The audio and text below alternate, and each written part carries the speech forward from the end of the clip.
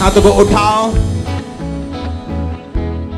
पवित्र आत्मा, हम तैयार हैं आपको सुनने के लिए, आपके स्पर्श को ग्रहण करने के लिए। प्रभु यीशु मसीह के सामर्थी नाम में हम मांगते हैं। स्वागत है चर्च, स्वागत है, स्वागत है, स्वागत है यीशु मसीह की जीवित हजूरी में। आमीन।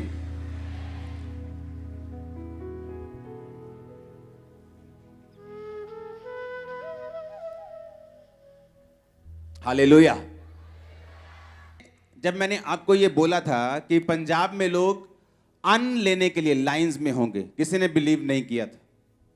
कहते पंजाब में जहां अन्न उगता है, जहां का अन्न दुनिया को खिलाता है, वहां के लोग कैसे लाइन में खड़े हो सकते हैं? सुनो मेरी बात, अपने हाथों को उठाओ। सुनो, हर बात पे आमीन बोलना जरूरी नहीं। अगले 10 साल, जो आने वाले अगले 10 साल हैं वर्ल्ड के लिए, चाहे वो दुनिया की बेस्ट कंट्री हो, चाहे वो आपकी ड्रीम कंट्री हो, परमेश्वर मुझे दिखा रहा है फूड की शॉर्टेज बेस्ट कंट्रीज में भी आपको प्रार्थना करनी है अपने हाथों को उठा के। सुनो मेरी बात, तालियां क्यों बजा रहे हो? सुनो सुनो, अगले 10 साल आपको ये बात मैं इसलिए बता रहा हूं कि जब इन्हीं वर्ड्स की तरह ये वर्ड्स भी पूरे होंगे, आपको मालूम होगा कि आप जीवित परमेश्वर की संतान हो, और आपको यह भी मालूम होगा कि ऐसा कुछ नहीं है जो पहले से बताया नहीं गया। एक भी वर्ड ऐसा नहीं है जो आपको पहले से बताया नहीं गया। आपका नाम फेसबुक पे लिखा है, आपके बच्चे कितने हैं वो भी लिखा है, लेकिन जो चीजें मैं आपको बता रहा हूं ये किसी पे नहीं लिखा। अगले 10 साल जो लीडिंग कंट्रीज हैं वहां फूड, जब लोग ऐसे ग्रोसरी स्टोर्स पे जाया करेंगे, वहां उनको जो खाने हैं वो खाली मिला करेंगे और हमेशा शॉर्टेज रहेगी, और ऐसे लोग बताया करेंगे कि अच्छा कितने परिवार में मेंबर हैं, इतने, ओके आपको इतना मिलेगा। ये जस्ट स्टार्टिंग होगी, शुरुआत होगी। जो आने वाला समय है जहां पे जब परमेश्वर ने अपनी कलीसिया को लेके जाना और जो बच जाएंगे लोग, उनको बताया जाएगा कि अगर तुमने खाना लेना है तो तुम्हें यीशु मसीह को छोड़ना पड़ेगा। ये उस चीज का जस्ट एक शुरुआत कह लो, या उसका एक एग्जाम्पल कह लो, कि जैसे आपने 100 मेज बनवाने हो और आप मिस्त्री को बोलते हो कि आके पहले मुझे बना के दिखा कि वो मेज कैसा होगा। वो मिस्त्री आके एक मेज बनाता है, वो बोलता है कि ऐसा बना सकता हूं। ये जस्ट एक मेज है, ताकि आने वाले टाइम में लोगों को मालूम होगा कि हमें तैयार रहना है। अभी आपको साल्वेशन इजी मिल रही है, आप मुक्ति प्राप्त करना चाहते हैं, आप आते हैं चर्च में, साल्वेशन ग्रहण करते हैं और चले जाते हैं। आने वाले समय में ऐसा नहीं होगा।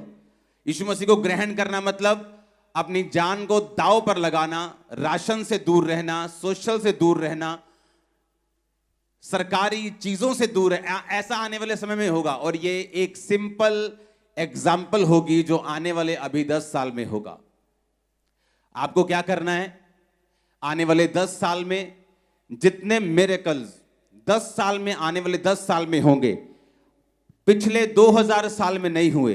मैं आपको बता रहा हूं, सिर्फ 10 साल में इतने मिरेकल्स होंगे, इतने मिरेकल्स होंगे, इतने मिरेकल्स होंगे, इतने लोग सेवा के लिए उठेंगे अगले 10 साल में, आप हैरान हो जाओगे। मैं आपको सच कह रहा हूं, अगले 10 साल में इतने मिरेकल्स होंगे, इतने लोग बचेंगे, इतने लोग सेव होंगे। जो ढीठ सोल्स हैं, जो ढीठ प्रजातियां हैं, अगले 10 साल जो इस धरती पे होने वाला है, वो भी परमेश्वर के सामने घुटने टेक देंगे। आप बोलोगे ऐसा क्यों हुआ? आप बोलोगे ऐसा क्यों होगा? ऐसा इसलिए होगा कि जैसे जैसे ये अंत के टाइम, अंत का घंटा नजदीक आता जा रहा है, परमेश्वर ये चाहता है कि उसकी जो मैजेस्टी है, उसकी जो हॉर्न जिसको बोलते हैं, उसकी जो पावर है, उसकी जो प्रेजेंस है, वो लोगों को मालूम हो। आने वाले 10 साल में हर एक इंडिया का सेलिब्रिटी वचन सुन चुका होगा। हर सेलिब्रिटी, वो प्रभु में आता है नहीं आता है ये तो हर इंसान का पर्सनल मामला है। आने वाले 10 साल में हर एक सेलिब्रिटी वर्ड सुन चुका होगा, यीशु मसीह को जानता होगा, मिरेकल जानता होगा, पावर जानता होगा, वर्ड जानता होगा। बाकी उसका डिसीजन है वो क्या करता है। आने वाले 10 साल ऐसे मार्वलस होने वाले हैं। जो लोग पवित्रताई में होंगे, जो लोग सेवा करते होंगे, जो लोग परमेश्वर में बड़े और पूरे होंगे, वो चमकना अब छोटा होगा। वो ऐसे मारेंगे लिश्कारा, आंखें बंद कर देंगे लोगों की। आने वाले 10 साल मैं सिर्फ 10 साल की आपको प्रोफेटिक वर्ड दे रहा हूं। जस्ट 10 ईयर, आने वाले 10 साल। हालेलुया। अपने हाथों को उठाओ। शॉर्टेज अच्छी चीज नहीं, लेकिन यह होगा, पवित्र आत्मा कहता है, देशों के साथ। 1-2 देश नहीं, बहुत देशों के साथ फाइट करेंगे, बल्कि देश खाने के लिए। आपको हाथों को उठाना है कि परमेश्वर तेरे लोगों को तू बचा, देशों को बुद्धि दे। इन समयों में तेरा सुसमाचार तेजी से फैले। मांगो अपने हाथों को उठा के थैंक यू जीसस बोलते हुए।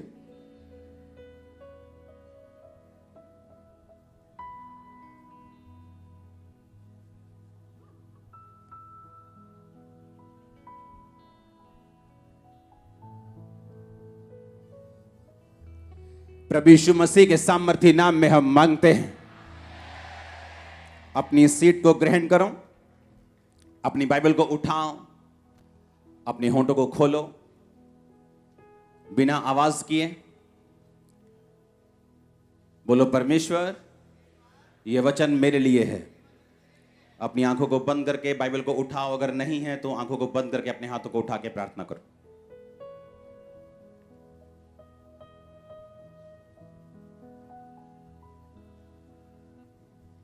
प्रभु यीशु मसीह के सामर्थी नाम में हम मांगते हैं। Congratulations church. आज के दिन भी आपका यहां उपस्थित होना, वो बात अलग है। भवन तैयार हो चुका है, अब हम चले जाएंगे, पर ब्रांचेस अभी भी वैसे ही होंगी, तो वो वही एक्सपीरियंस करेंगी जो हमने इतने साल किया है। हालेलुया। और ये अच्छा एक्सपीरियंस, हाँ, और ये अच्छा एक्सपीरियंस।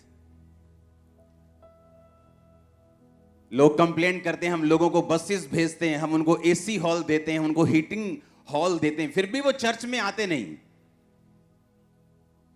हम आपको कुछ भी नहीं दे रहे, फिर भी आप चर्च में मौजूद हैं। पता है क्यों?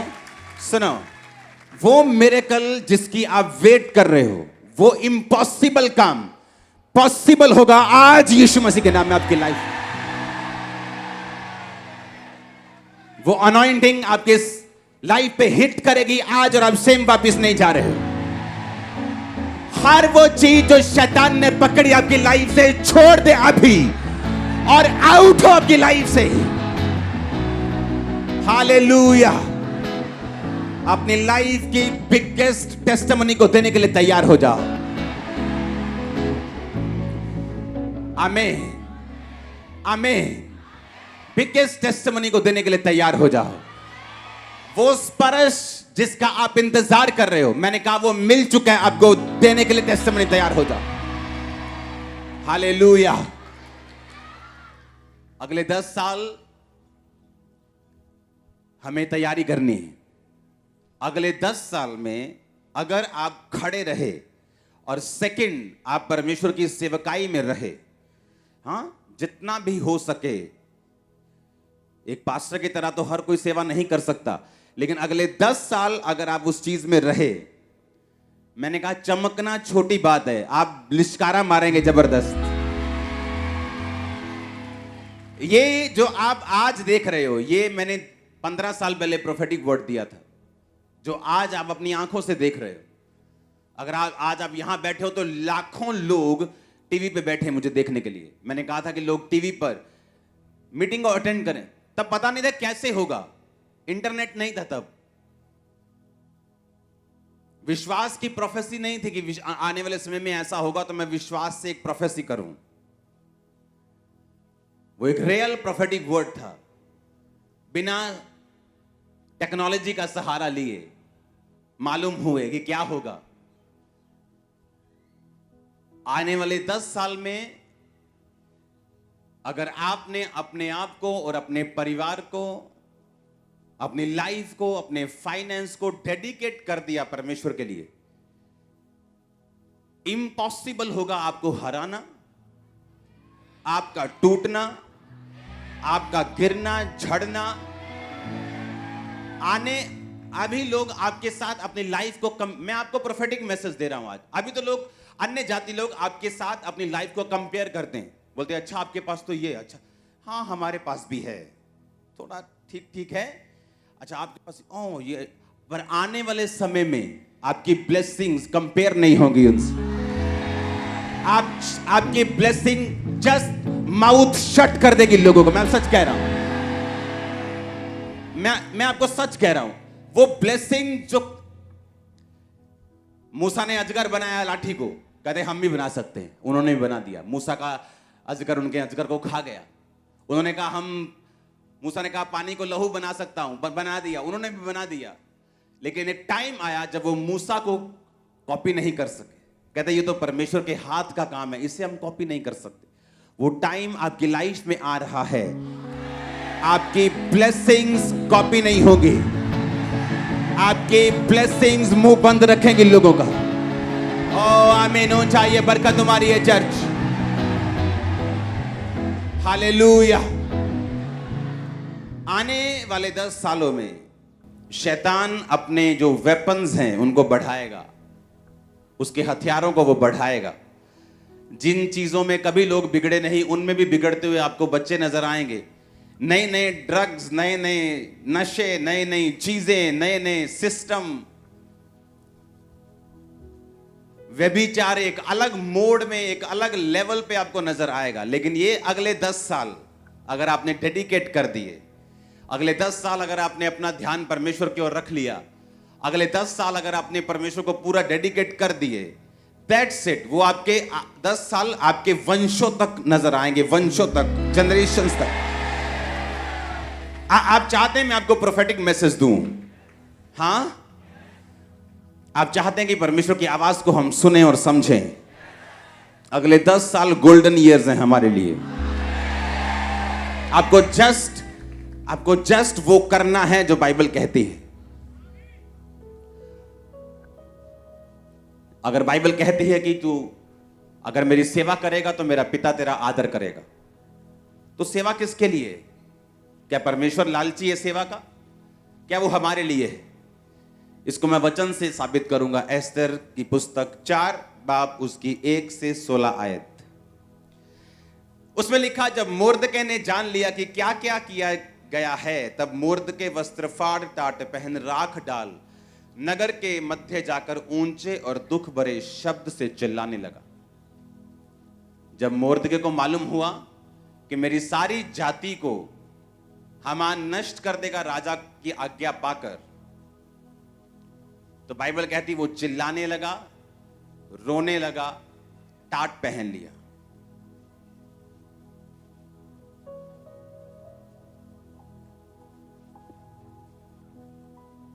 अब हम पढ़ेंगे उससे पहले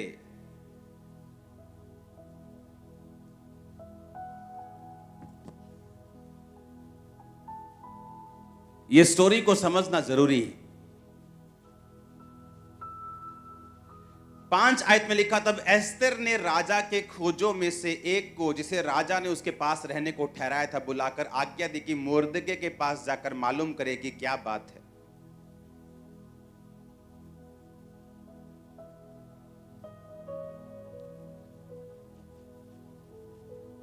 हमें मालूम है कि राजा ने उस चिट्ठी पर अपनी मोहर लगा दी कि जाके सारे यहूदियों को, जितने भी इस देश में यहूदी हैं, सबको खत्म कर दिया जाए। किसी ने चुगली कर दी कि यहूदी लंगर नहीं खाते, प्रसाद नहीं खाते, राजा किसी भी टाइम तेरे खिलाफ हो सकते हैं, इनको मारना जरूरी है। राजा हामान की बातों में आके मरवाने के लिए चिट्ठी पे साइन कर दिए। जब चिट्ठी पे साइन हुए तो मोर्दके, जो एक वफादार सिपाही था राजा का, वो यहूदी था और वो रोने लगा और टाट पहन लिया। जब रानी को मालूम हुआ तो रानी ने कहा, तू क्यों रो रहे है? तो उसने बताया कि इस तरह की आज्ञा राजा ने दी है।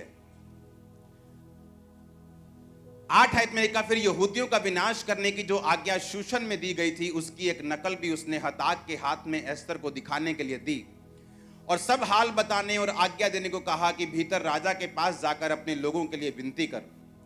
तब हताक ने एस्तर के पास जाकर मोर्दके की ये बातें सुनाई।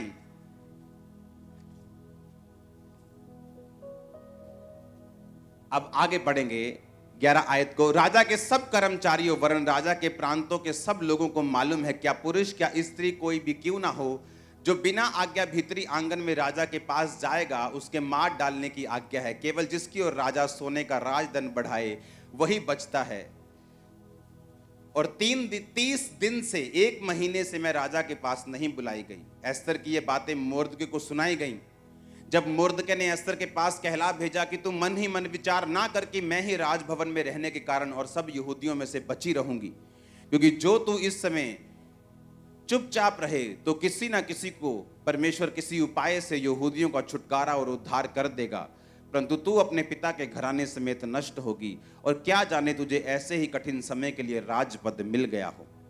तब एस्तर ने मोर्दके के पास कहला भेजा, तू जाकर शूशन के सब यहूदियों को इकट्ठा कर, तुम सब मिलकर मेरे लिए उपवास करो। 3 दिन रात ना तो खाओ ना पियो।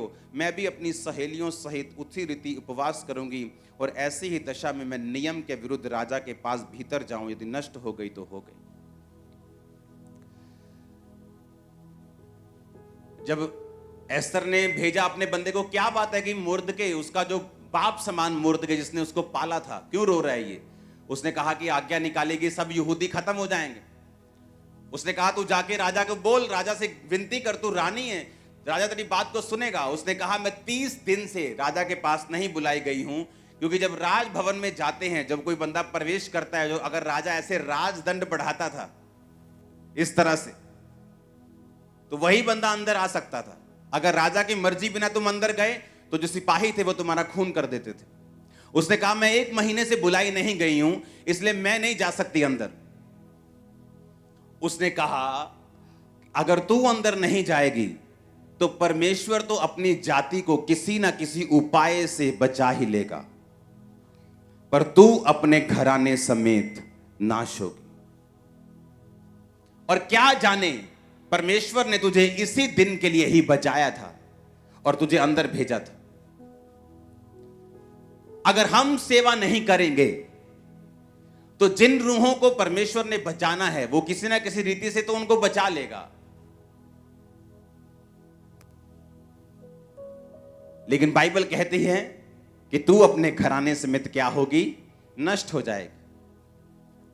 और क्या जाने परमेश्वर ने इसी काम के लिए तुझको पैदा किया, तैयार किया, तेरी प्रिपरेशन की, तेरी तैयारी की, ताकि जब ऐसा समय आए तू अपने लोगों के लिए खड़ी हो सके। जब परमेश्वर आपको कुछ करने के लिए कहता है, वो ये नहीं कि आपसे कुछ चाहता है। वो पैसा, वो ताकत, वो टाइम, वो सेवा, बाइबल कहती है वो सब कुछ आप लोगों के लिए है।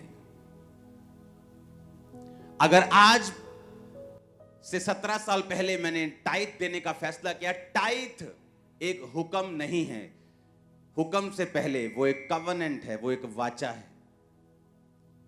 आज मैं अगर ब्लेस हूं तो उसी वजह से हूं। उसने कहा कि अगर तू सेवा नहीं करेगी, अगर तू लोगों को नहीं बचाएगी, तो परमेश्वर किसी ना किसी उपाय से लोगों को बचा लेगा, क्योंकि उसी यहूदियों में यीशु मसीह का वंश था। तो परमेश्वर तो अपने वंश को बचा लेगा ताकि यीशु मसीह का वंश नाश ना हो और आने वाले समय में लोग बचाए जाएं, पर तू अपने घराने समेत क्या होगी? नाश होगी। जब परमेश्वर हमें कुछ करने के लिए कहता है, वो सेवा हो सकती है, वो किसी भी तरह का काम हो सकता है, उसके जरिए एक्चुअल में परमेश्वर हमें ब्लेस करना चाहता है और अपने हमारे घराने को वो आशीषित करना चाहता है। उसने कहा तू अपने पिता के घराने समेत नाश होगी, तेरा पूरा घराना नाश होगा, लेकिन लोग नाश नहीं होंगे। हालेलुया। उसने कहा अगर तू बचाई जाना चाहती है, अगर तू चाहती है कि तू बचाई जाए, तेरा घराना बचाया जाए, तो उस समय राजा के पास जा और विनती कर। जब उसने सेवा करने के लिए उसको बोला तो उसने क्या कहा कि आगे बहुत दिक्कतें हैं, मैं राजा के पास बुलाई नहीं गई हूं, मेरी लाइफ का रिस्क है सेवा करने में। तो परमेश्वर ने कहा जो कुछ तुम मेरे लिए खोएगा वो कुछ तू पाएगा, जो कुछ तुम मेरे लिए छोड़ देगा वो तू पाएगा। अगर तू डर कर मुझे छोड़ देगा तो वो चीजें तू गवा देगा जो तू पाना चाहता है। हालेलुया। मैंने आपको स्टोरी बताई थी ऐसे व्यक्ति की जो मेरी लाइफ में था, और उसने यीशु मसीह के लिए पहले सब कुछ छोड़ा, फिर बाद में बैकस्लाइड हो गया, फिर यीशु मसीह को छोड़ के सब कुछ पा लिया और आज सब कुछ गवा दिया, माता पिता समेत।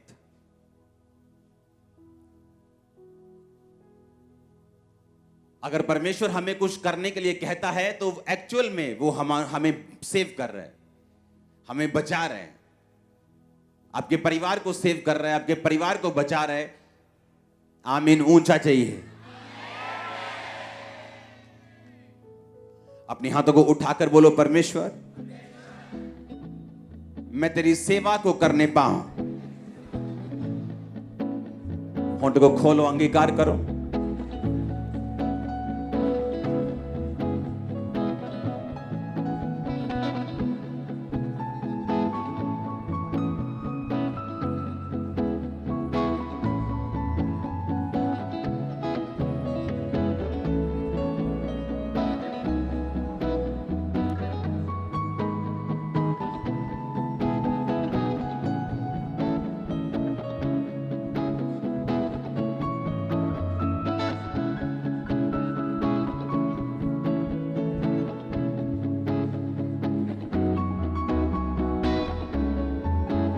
आमीन।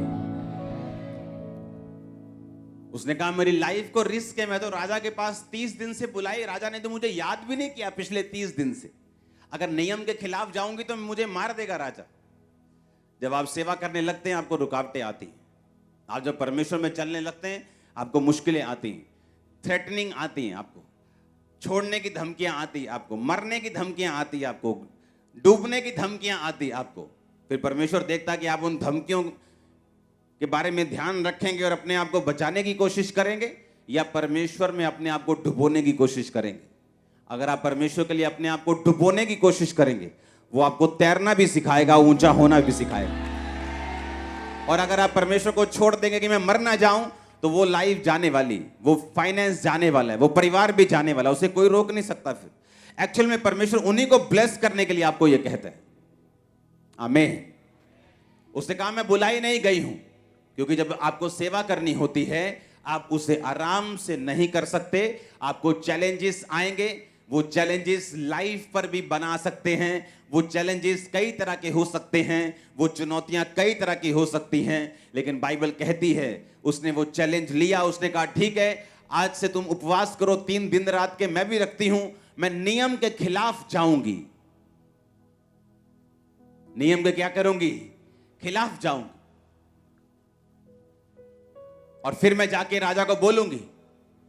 और बाइबल कहती है जब उसने परमेश्वर की ताकत का सहारा लिया, नियम के विरुद्ध राजा के पास गई, परमेश्वर ने राजा के दिल में उसके लिए फेवर डाला, वो भी बचाई गई, मोर्दके बचाया गया, यहूदी बचाए गए, पूरी जाति बचाई गई, हमान नाश हुआ, उसका घराना नाश हुआ, जो लोग उनको नाश करना चाहते थे। एक स्टेप परमेश्वर में लिया गया। आमीन। वो कितनी बड़ी बरकत को पैदा कर सकता है, जस्ट एक स्टेप लिया गया। परमेश्वर ने कहा यहोशू मैं तुझे वो देश जो तेरे सामने है, जो मैंने वायदा किया था अब्राहम से, अपने लोगों से, मूसा से, इस्राएलियों से कि मैं वो देश तुम्हें दूंगा, पर ऐसा कर व्यवस्था की ये पुस्तक तेरे मन से कभी भी उतरने ना पाए। इसको अपने मन में रखना, ना तो दाहिने मुड़ना ना तो बाहिने मुड़ना। आप जानते हैं इस्राएलियों की जो सफलता थी वो यहोशू के व्यक्तिगत संबंध के ऊपर, जो उसका परमेश्वर के साथ था, उस पर निर्भर करती थी। कितनी गहरी बात है। इस्राएलियों की सफलता यहोशू की पर्सनल लाइफ जो उसकी परमेश्वर के साथ थी उस पर निर्भर करती थी।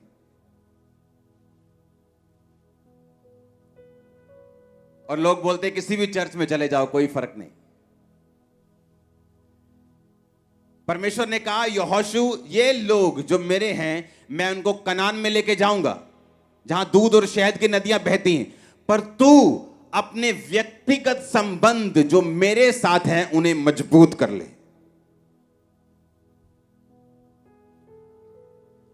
और तू मेरे साथ अपने संबंध को मजबूत कर, ना तो दाहिने मुड़ना ना बाहिने मुड़ना। और व्यवस्था की यह पुस्तक तेरे मन से कभी उतरे ना, इसको पूरा करना। तेरा मन कच्चा ना हो, हियाब बांधकर दृढ़ हो जा। और तू उस देश का अधिकारी जो मैंने इनसे वायदा किया है तू इनको कर देगा, पर तेरे पर्सनल रिलेशनशिप मेरे साथ होने चाहिए। जब आपका पर्सनल रिलेशन परमेश्वर के साथ है, उसका असर आपके परिवार पे होगा, उसका असर आपके फाइनेंस पे होगा, उसका असर आपके रिलेटिव्स पे होगा, आपके मोहल्ले पे होगा, आपके नगर पे होगा। आपको मालूम है कि नहीं? जब आपका रिलेशन परमेश्वर के साथ है, उसका असर सब जगह होगा। परमेश्वर ने कहा यहोशू, जो पर्सनल रिलेशन तेरा मेरे साथ है, तू इधर नहीं होगा उधर नहीं होगा, और मैं इस्राएलियों को वही देश दूंगा जो मैंने उनसे वायदा किया है। तू इनकी अगुवाई कर, जैसा मैं मूसा के संग था वैसा मैं तेरे संग रहूंगा। हालेलुया। उनकी सफलता इस्राएलियों की यहोशू के व्यक्तिगत संबंध जो उसके परमेश्वर के साथ होने थे उस पर निर्भर करती थी। अपने पड़ोसी से पूछो तेरे परमेश्वर के साथ संबंध कैसे हैं। पूछो अपने पड़ोसी से फिर से, बोलो प्रभु के साथ रिश्ता कैसा है? थोड़ा ऊंचा नीचा हो रखा है कि सीधा सीधा है? हालेलुया।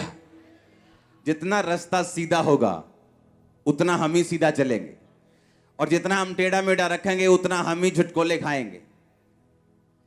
परमेश्वर ने कहा तू उस देश का अधिकारी इनको कर देगा, पर मैं तुझसे कहता हूं व्यवस्था की पुस्तक से ना दाहिने मुड़ना ना बाहिने मुड़ना।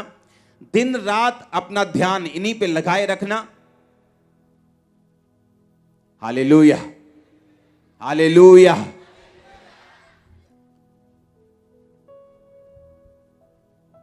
जब आप टेस्टिमनीज को देखते हैं, बड़ी बड़ी टेस्टिमनीज को हम देखते हैं, मुझे आज भी याद है छत्तीसगढ़ क्रूसेड पे जब हम गए तो उस समय जब मैं और मेरी वाइफ हम रूम में हम प्रेयर कर रहे थे और मैं खिड़की के पास बैठा था, और मैं सुबह का बैठा और शाम तक ऐसे ही बैठे रहा। वो देख रही है यार ये बंदा उठता ही नहीं प्रेयर। वो सिंगल रूम था ना, तभी बाहर गए थे, तो वैसे तो मैं अपने प्रेयर रूम में होता हूं। सुबह से लेके शाम तक जब प्रेयर हुई, सुनो मेरी बात, मुझे इंग्लैंड में लोग लेने आए, आपको चलना है, आपको ये मार्केट जाना है, वो जब क्रूसेड हुआ मैं किसी जगह नहीं गया और सीधा वापस। बोलते यार ये कैसी लाइफ है। लेकिन जब लोग मिरेकल्स को देखते हैं, कामों को देखते हैं, उन्हें मालूम होता है कि जो अगुए की लाइफ है वो आम लोगों की जैसे नहीं है। अगर वो वैसी ही लाइफ जिएंगे जो आम लोग जी रहे हैं, तो उनकी लाइफ में फिर रिजल्ट भी वैसा ही होगा जैसा आम लोगों की लाइफ में।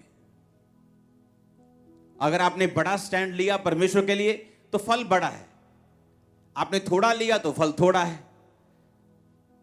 आपने ज्यादा गुड़ डाला तो चाय मीठी है, नहीं डाला तो फीकी है, तो सीधी बात है। हालेलुया।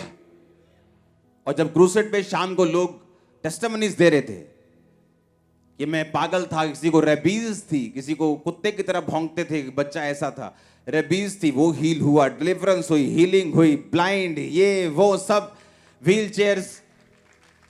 तब हमें मालूम होता है कि हमें वो प्राइस पे करना है जो हम देखना चाहते हैं अपनी आंखों से, अपने परिवार को, अपनी फैमिली को, अपने बच्चों को ब्लेस होते हुए, अपने परिवार को कर्ज से निकलते हुए। किसी के जीवन में कर्ज है मौत का, परिवारों में मौत होती जा रही, फाइनेंशियल ट्रबल का कि जितना मर्जी कर लो फाइनेंस में कभी ब्लेसिंग नहीं। इन कर्सेस से आपको एक ही चीज आजाद कर सकती है, आपका स्टैंड, आपका व्यक्तिगत संबंध परमेश्वर के साथ जो आपको रखना होगा। परमेश्वर ने कहा वो सारे देश में तुम्हें देने के लिए तैयार हूं, वो सारे वायदे में पूरा करने के लिए तैयार हूं, पर तू मेरी व्यवस्था से कभी भी इधर उधर मत होना और दिन रात इस पर ध्यान देना। इस तेरे मुंह से निकला करें, अपने मन से इन्हें उतरने मत देना।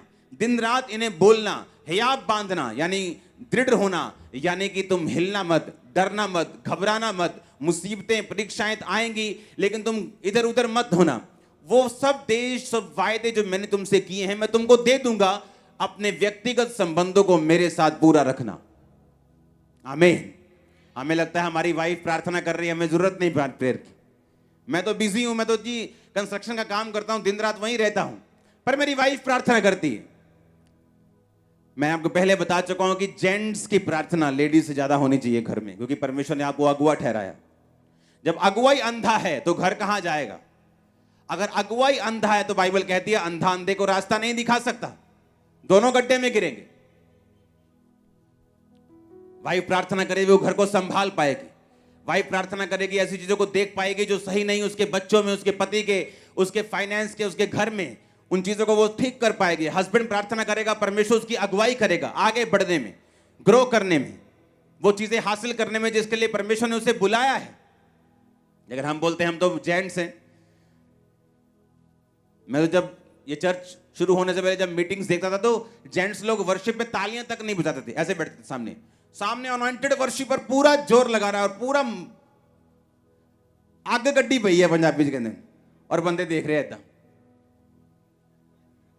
हाँ हाँ बहुत वधिया, एक कदी गजल होर सुनाओ।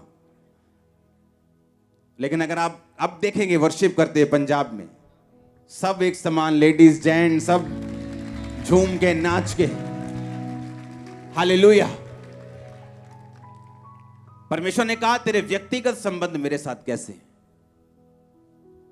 और यही डिपेंड करता है कि तू उन वायदों को पूरा ले पाएगा कि नहीं जो मैंने तेरे साथ किए हैं। वो सारे वायदे मैं तेरी लाइफ में पूरा करूंगा जो इम्पॉसिबल है, वो तेरे परिवार का हो, तेरे फ्यूचर का हो, तेरी लाइफ का हो, तेरे कैरियर का हो, तेरे फाइनेंस का हो, पर तेरे मेरे साथ व्यक्तिगत संबंध कैसे हैं। हालेलुया। या तो आप परमेश्वर को अपना प्रथम स्थान दे दो, या सिगरेट को दे दो, या टीवी को दे दो, या शराब को दे दो, या तंबाकू को दे दो, या व्यभिचार को दे दो, या फेसबुक को दे दो, या परमेश्वर को दे दो, तो या यूट्यूब को दे दो, या सारा दिन मोबाइल में लगे रहो, या परमेश्वर के साथ बातें करने में लगे रहो। जितना हम परमेश्वर के करीब जाएंगे उतना वो हमारे लिए हेवन ओपन कर देगा। जितना हम परमेश्वर के करीब जाएंगे उतना हमारी आईज ओपन होंगी और वो देख पाएंगे जो पहले देख नहीं पा रहे थे। एक व्यक्ति आज स्पिरिचुअल हो सकता है और कल शरीर में हो सकता है, अभी स्पिरिचुअल हो सकता है, 1 घंटे बाद वो शरीर में भी हो सकता है। ये फाइट है जिसे हमने लड़ना है। आमीन। इस फाइट को लड़ना है और जीतना है। अपने लिए जीतना है, परिवार के लिए जीतना है, देश के लिए जीतना है। अगर हम ब्लेस होंगे तो सब ब्लेस होंगे। अगर आप ब्लेस होंगे तो हमारा घराना बचाया जाएगा। तू बच, तेरा घराना बचाया जाएगा, परमेश्वर ने कहा। उसने कहा अगर तू परमेश्वर के लिए कुछ नहीं करेगी तो तू अपने घराने समेत नाश हो जाएगी, लेकिन परमेश्वर किसी तरीके से अपनी जाति को बचा लेगा, लेकिन तेरा कुछ नहीं होगा।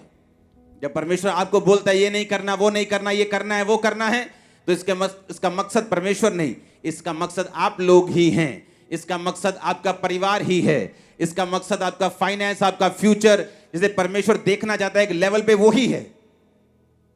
ग्रेस को ग्रहण करो आज खुदा के साथ चलने की। हर एक अनहोली, अनगॉडली और वो चीज जो शैतानी लाइफ से आउट हो अभी यीशु के नाम में। हर वो चीज जो पाप से उत्पन्न हुई आपकी लाइफ में, आपको झगड़ा हुआ है, होली गोस्ट फायर आपके सिरों पे आई यीशु मसीह के सामर्थी नाम में। आमीन हो चाहिए बरकत आपकी चर्च। Hallelujah, hallelujah. तैयार हैं व्यक्तिगत संबंधों को मजबूत करने के लिए, तौबा करने के लिए। आमीन। तौबा करने के लिए। खुदाबंद मैं तौबा करता हूं, अपने संबंधों को तेरे साथ मजबूत करता हूं। लाइफ में मौसम आते हैं, बारिश आती, तूफान आता है, सर्दी, गर्मी, स्पिरिचुअल लाइफ में मौसम आ सकते हैं जहां आपको लगता है खुदाबंद काम कर रहा है बहुत अधिक, 1 मिनट में सुन रहा है, सुबह प्रार्थना कर रहा हूं, शाम को सुन रहा है। ऐसा मौसम भी आएगा जब आपको लगेगा कि परमेश्वर बिल्कुल सुन नहीं रहा, वो कहां है, मेरी लाइफ में काम क्यों नहीं हो रहा। हर मौसम में आपको खुदा के साथ वफादार रहना होगा, अपनी वफादारी साबित करनी होगी, फेथफुलनेस साबित करनी होगी। हालेलुया। उसने कहा अगर मैं किसी को पुत्र बनाता हूं तो कोड़े लगाता हूं, अगर तेरे कोड़े नहीं लगे, तेरी परख नहीं हुई, तो तू अभी जायज संतान नहीं। उसने कहा नाजायज संतानों की कोई परख नहीं करता, लेकिन जायज संतानों की परख होती है। अगर तेरी परख हो रही है तो थैंक्स कर, अगर वो पुत्र बनाता है तो कोड़े भी लगाता है।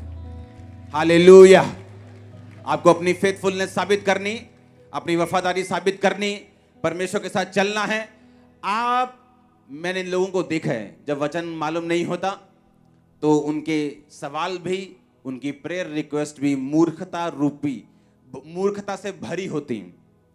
खुद शराब पीते, आकर बोलेंगे मेरी वाइफ की हीलिंग के लिए प्रार्थना करना। खुद बाहर औरत रखी होगी, आगे बोलेंगे मेरे फाइनेंस के लिए आप प्रेयर करना।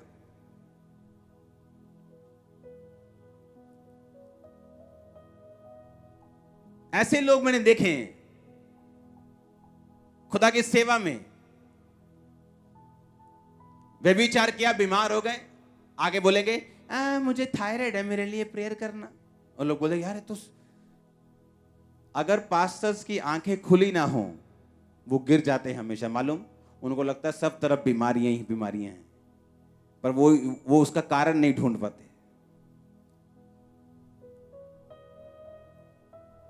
मैं ऐसे लोगों को जानता हूं, मैंने निकाले हैं चर्च से।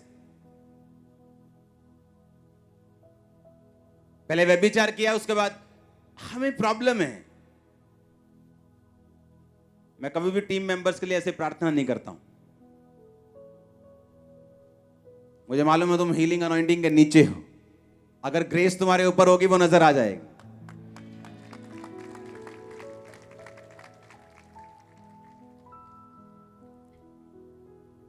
अगर तुमने इतने साल कुछ सीखा होगा तो वो नजर आएगा, लेकिन अगर तुम गुनाह में फंसे हो तो मैं कुछ नहीं कर सकता। उसने कहा अगर तू कुछ नहीं करेगी तो परमेश्वर तो कहीं ना कहीं से काम कर देगा, पर तू अपने घराने समेत नाश होगी। इसलिए उसने कहा तू बच, तेरा घराना बचाया जाएगा। इसलिए मैंने जब परमेश्वर को ग्रहण किया, खुदा ने मुझे बुलाया, उसने मुझे ढूंढा, तो मैंने अपने परिवार को प्रीच नहीं किया, मैं परमेश्वर में चला, खुद बचा, मेरा परिवार बचाया गया। हालेलुया। क्योंकि वचन से बाहर होकर आप कुछ नहीं कर सकते। अगर उसने कहा तू बच, तेरा घराना बचाया जाएगा, तेरा फाइनेंस बचाया जाएगा, तेरे बच्चे बचाए जाएंगे, माता पिता बचाए जाएंगे, तेरा सारा हाउस होल्ड, उसमें फाइनेंस भी आता है, उसमें सेहत भी आती है, उसमें परिवार भी आता है, वाइफ भी आती है, हस्बैंड भी आता है, सब आते हैं, वो बचाए जाएंगे अगर तू बचाया जाएगा तो। उसने इसलिए आपको बनाया था कि आप उसके साथ संबंध को स्थापित कर सकें। Hallelujah, hallelujah.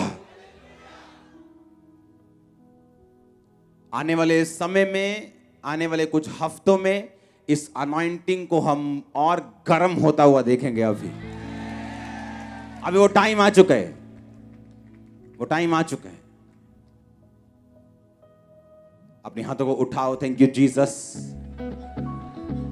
हमारे YouTube चैनल को सब्सक्राइब करें ताकि आप परमेश्वर के गहरे भेदों को जान सकें कि कैसे आप परमेश्वर में बढ़ सकते हैं, कैसे आप दुष्ट आत्माओं से, नशों से, बीमारियों से और वंशों के श्रापों से आजाद हो सकते हैं।